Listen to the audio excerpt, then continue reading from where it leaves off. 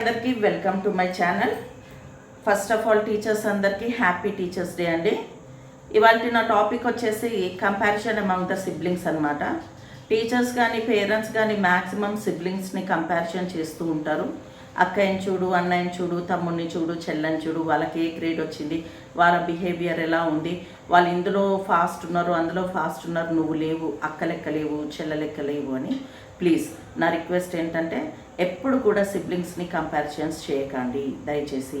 ఎందుకంటే ఇది వాళ్ళ మైండ్లో నెగటివ్ ఇంపాక్ట్ అనేది వాళ్ళ తోటి వాళ్ళపైన క్రియేట్ అవుతుందన్నమాట.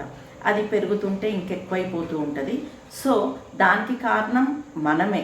ఎందుకంటే మన కంపారిజన్ వల్లనే వాళ్ళకి ఆ నెగటివ్ థాట్స్ అనేవి డెవలప్ అవుతాయి అన్నమాట వాళ్ళ మైండ్లో. సో ఇలాంటివి కాకుండా ఉండాలంటే ఎప్పుడు కూడా పిల్లల్ని వాళ్ళ సిబ్లింగ్స్ తోటి కంపారిజన్ చెయ్యకూడదు.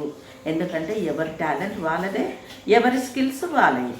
ప్లీజ్ మీకు ఈ టాపిక్ నచ్చితే కనుక లైక్ చేయండి, షేర్ చేయండి, ఒక కామెంట్ ఇవ్వండి.